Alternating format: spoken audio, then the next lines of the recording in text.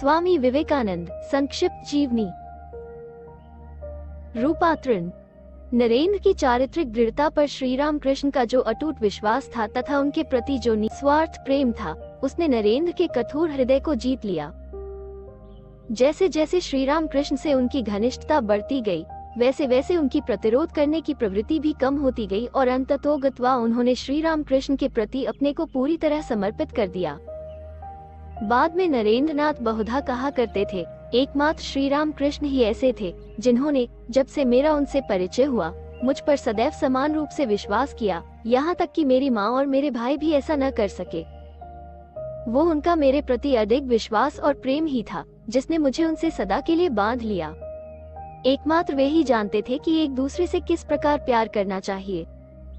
नरेंद्रनाथ के मन में आत्मज्ञान की पिपासा ज्यों-ज्यों बलवती होने लगी, त्यों-त्यों कानून की परीक्षा के लिए पढ़ाई करना उनके लिए कष्टदायक होने लगा। उनकी सर्जनशील कल्पना अब तक श्री राम कृष्ण के आध्यात्मिक जीवन की लपट से प्रज्वलित हो चुकी थी और अब वो सांसारिक महत्वाकांक्षाओं से संतुष्ट होने वाली नहीं थी। उनकी आत्मा जीवन के सुदृढ़ बंधनों से छुटकारा पाना चाहती थी। बहुधा अपने मानसिक तनाव की शांति के लिए वे घर के घुटन भरे वातावरण से भाग आते और दक्षिणेश्वर के पावन देवालय में श्री राम कृष्ण के चरणों में शरण लेते। श्री राम कृष्ण की आध्यात्मिक दृष्टि के समक्ष नरेंद्र के भीतर की सारी आकांक्षाएं पूरी तरह प्रकट थी। वे असीम स्नेह और धीरज के साथ नरेंद्र को तैयार करने लगे और उनके ये प्रतिभाशाली शिष्य भी उनके उपदेशों को ग्रहण करने में समान रूप से तत्पर हुए।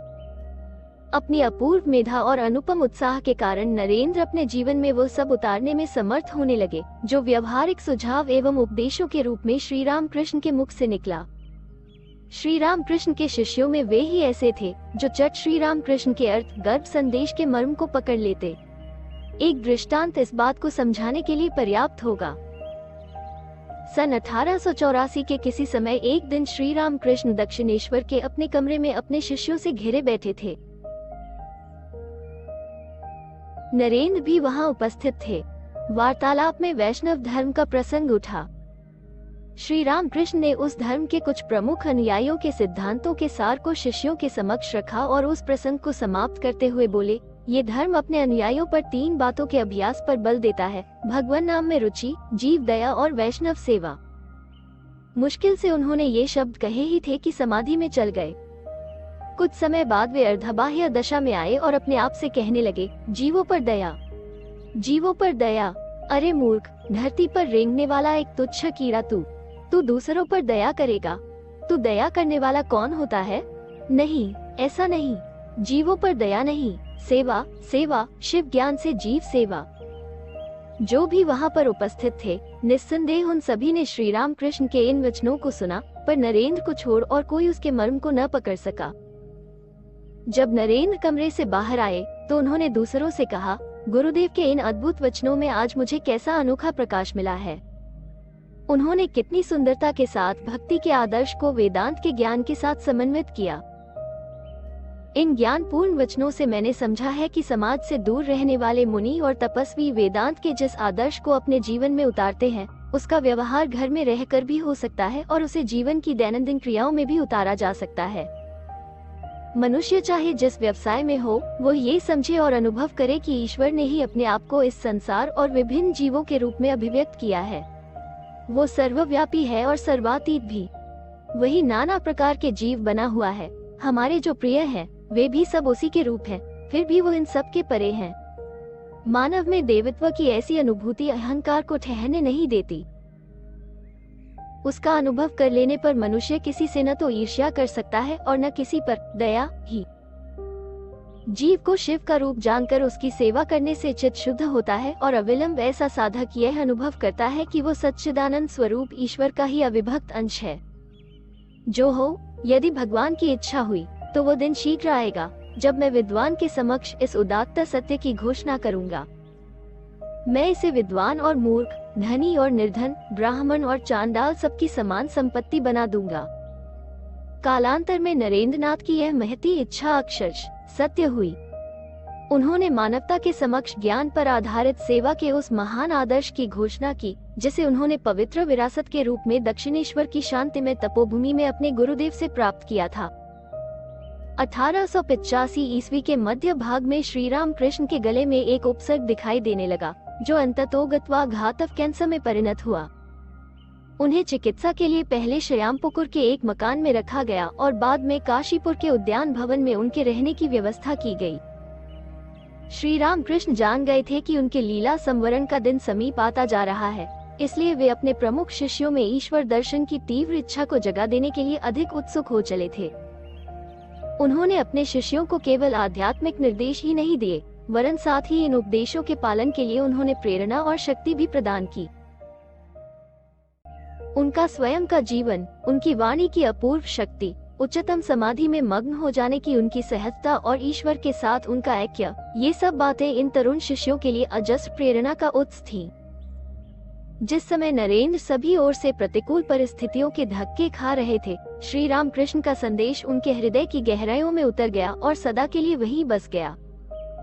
काशीपुर के बगीचे में श्री राम कृष्ण एक प्रकार से अपने इन युवा शिष्यों के साथ अकेले ही थे। इन लोगों ने नरेंद्र की प्रेरणा पर उस समय के लिए अपना घर बार छोड़ दिया था और वे श्री राम कृष्ण की सेवा में जी जान से लग गए थे। नरेंद्र उनके लिए सतत प्रेरणा के स्रोत थे। जब थोड़ा अवकाश मिलता, वे इन लोगों को इकट्ठा करते और वह समय अध्ययन, संगीत, वार्तालाप और श्री राम कृष्ण के चरित्र की दैवी विशेषताओं पर विचार विनिमय में बिता दिया जाता। हर प्रकार से नरेंद्र उनके नेता थे। श्री राम कृष्ण की महासमाधि का दिन जैसे जैसे नजदीक आता चला, नरेंद्र नाथ की ईश्वर दर्शन की व्याकुलता वैसे वैसे तीव्र होती चली। श्री राम कृष्ण बहुधा नरेंद्र और अन्य शिष्यों को ध्यान करने के लिए भेज देते। ध्यान की गहराइयों में नरेंद्र को कई दुर्लभ आध्यात्मिक अनुभूतियां हुई। श्री राम कृष्ण ने उन्हें पहले से ही साधनाओं के विभिन्न मार्गों की दीक्षा दी थी और वे उन्हें उन युवा सन्यासियों के नेतृत्व के लिए तैयार कर रहे थे, जो निकट भविष्य में पृथ्वी में सर्वत्र उनके संदेश का प्रचार करने हेतु अपना जीवन समर्पित करने वाले थे। एक दिन श्री राम कृष्ण ने उन्हें स्पष्ट रूप से इन युवा भक्तों की देखरेख करने का निर्देश देते हुए कहा, मैं तेरे संरक्षण में इन लोगों को छोड़ता हूँ। देखना, मेरे चले जाने के बाद भी वे साधन भजन करते रहें और घर वापस न जाएं।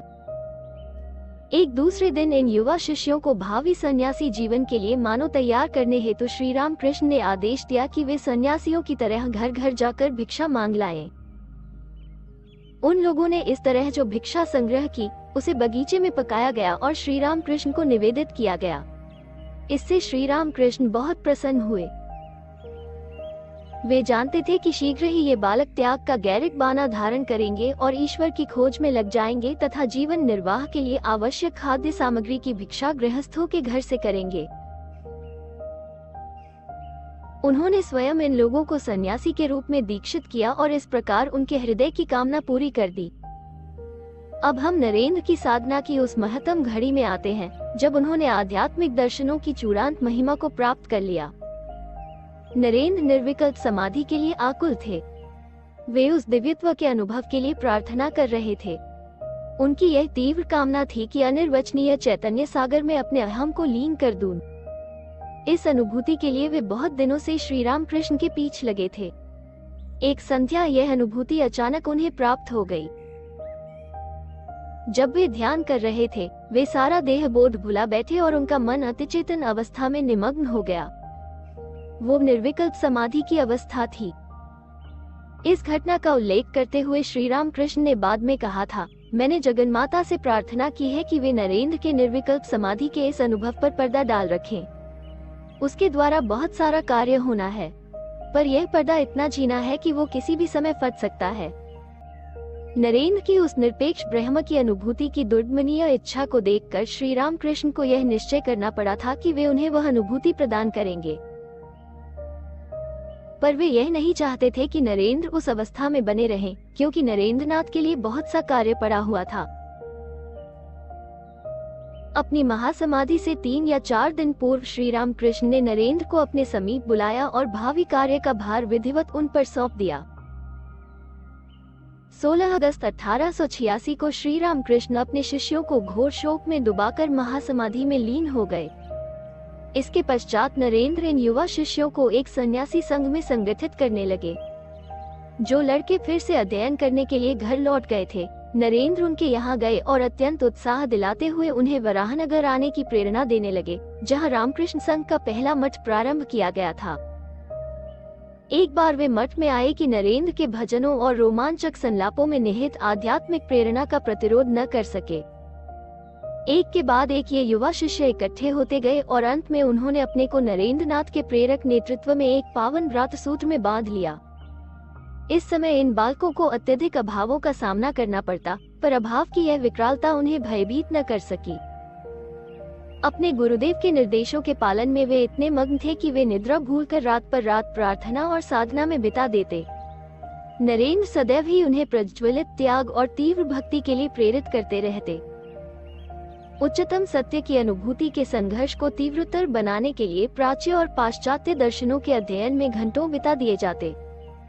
जो भी उनके प्रभाव की सीमा में आता, वो उनके ईश्वरोन्मत्त भाव से अभिभूत हो जाता। ये सन्यासी एक शहीद की तरह उल्लास के साथ कठोरतम आध्यात्मिक साधनाओं में रत हो गए। उस समय उनके समक्ष संसार का कोई अर्थ ही न रहा। इस अवधि में एक दिन उन्होंने पवित्र विरजा होम संपन्न किया और ईश्वर के साक्षात्कार हेतु अपने जीवन को समर्पित करते हुए उन्होंने औपचारिक रूप से आजन्म ब्रह्मचर्य और त्याग का व्रत ग्रहण किया। पुराने संसार और उसके संपर्कों से अपना संबंध पूरी तरह विच्छिन्न करने के लिए उन्होंने पुराने नाम बदलकर नए ग्रहण कर लिए।